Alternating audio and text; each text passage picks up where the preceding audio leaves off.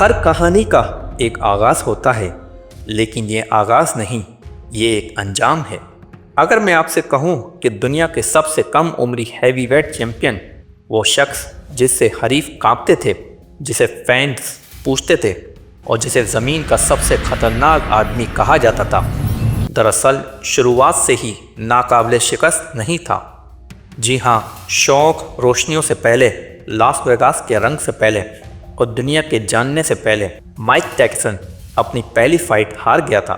یہ کوئی پروفیشنل رنگ نہیں تھا، نہ ہی کوئی ٹائٹل میچ۔ یہ ایک ایسا ایمیچر مقابلہ تھا جو اتنا حیران کن اور سخت تھا کہ اس نے ٹائسن کے پورے کیریئر کا اشارہ دے دیا، طاقت بھی اور کمزوری بھی۔ تو پھر سوال یہ ہے کہ ٹائسن اپنی پہلی شکست کس کے ہاتھوں کھا گیا، اور اس کے بعد اس حریف کا کیا ہوا؟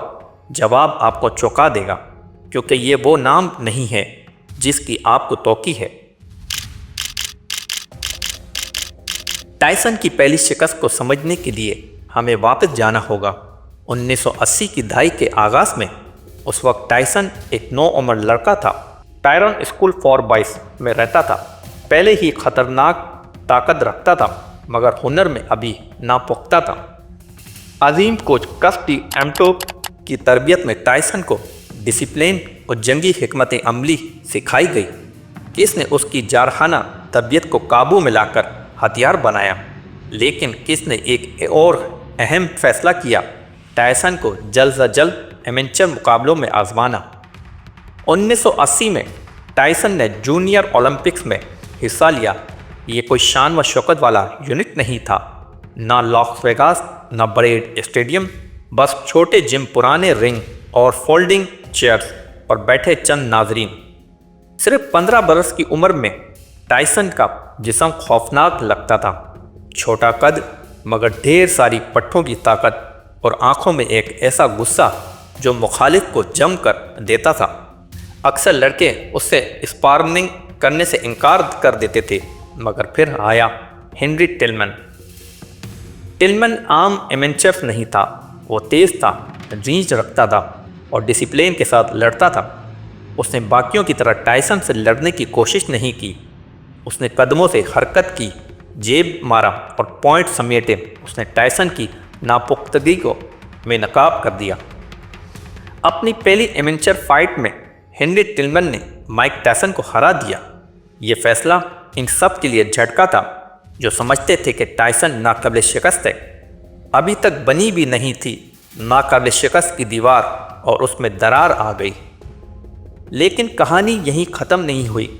ٹائسن نے ٹلمن سے ایک نہیں بلکہ 2 بار مقابلہ کیا، اور دونوں بار ٹلمن جیتا۔ ذرا سوچئے، وہ لڑکا جو بعد میں دنیا کے چیمپئن کو چٹ کر دیتا، ایک نو عمر کے طور پر ہار رہا تھا۔ ٹلمن کی یہ فتوحات رائے گاہ نہیں گئی۔ دراصل انہی کامیابیوں نے اسے 1984 کے اولمپکس تک پہنچایا، جہاں اس نے ہیوی ویٹ میں گولڈ میڈل جیتا۔ ٹائسن کو ہرانا ٹلمن کے لیے ٹکٹ تھا، شہرت تھا۔ دوسری طرف ٹائسن نے ان شکستوں کو ایندھن بنا لیا۔ کس ڈی ایمٹو نے اسے ہار سے بچانے کے بجائے اس ہار کو ہتھیار بنایا۔ اس نے سکھایا کہ ٹائسن کی شکست طاقت کی کمی کی وجہ سے نہیں، بلکہ صبر، قدموں کی استعمال اور ذہانت کی کمی کی وجہ سے ہوئی۔ چند سالوں میں ٹائسن بدل گیا۔ 1985 تک وہ پروفیشنل بن گیا اور دنیا نے اس کی ابتدائی ہاریں تقریباً بلا دی، لیکن ٹائسن نے کبھی ٹلمن کا نام نہیں بلایا۔ اب 1990 پر آئیں۔ ٹائسن جو کبھی ناقابل شکست سمجھا جاتا تھا، بسٹر ڈگلس سے چونکا دینے والی شکست کے بعد واپس آ رہا تھا۔ اس کی کم بیک فائٹ، جی ہاں، ہنری ٹلمن کے خلاف۔ یہ فائٹ ٹائسن کے لیے ذاتی معاملہ تھی۔ ٹلمن وہی شخص تھا جس نے اس کے عروج سے پہلے ہی اس پر قابو پایا تھا۔ اب ٹائسن کو موقع ملا تاریخ بدلنے کا۔ فائٹ مختصر تھی۔ ٹائسن نے پہلے ہی راؤنڈ میں ٹلمن کو ناک آؤٹ کر دیا۔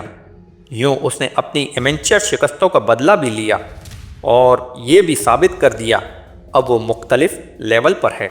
دونوں کے کیریئر کا فرق حیران کن تھا۔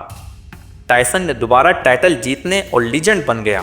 ٹلمن کا پروفیشنل کیریئر کبھی اس بلندی کو نہ پہنچ سکا جو اس نے ایمیچر میں دیکھی تھی۔ دلچسپ بات یہ ہے کہ خود ٹلمن نے بعد میں کہا کہ ٹائسن کو ہرانا اس کے لیے رحمت بھی تھی اور زحمت بھی۔ اس نے اسے پہچان دی، مگر ہمیشہ کے لیے اس کا نام ایک ایسے شخص سے جڑ گیا جو بالآخر اس پر چھا گیا۔ ٹائسن کے لیے وہ ابتدائی شکستیں صرف سبق نہیں بلکہ لازمی تھی۔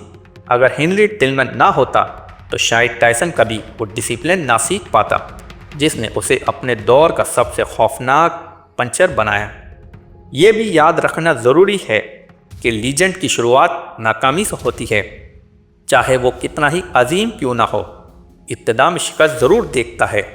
ٹائسن بھی اس سے الگ نہیں تھا۔ تو جواب یہ ہے کہ ٹائسن نے اپنی پہلی فائٹ کس سے ہاری؟ نہ 1990 میں بسٹر ڈگلس سے، نہ 1996 میں ایونڈر ہالی فیلڈ سے، بلکہ 1980 کی دہائی کے اول میں پسینے سے بھیگے ایمیچر جم میں ہنری ٹلمن سے، وہ شخص جس نے افسانہ بننے سے پہلے ہی افسانے کو توڑ دیا تھا۔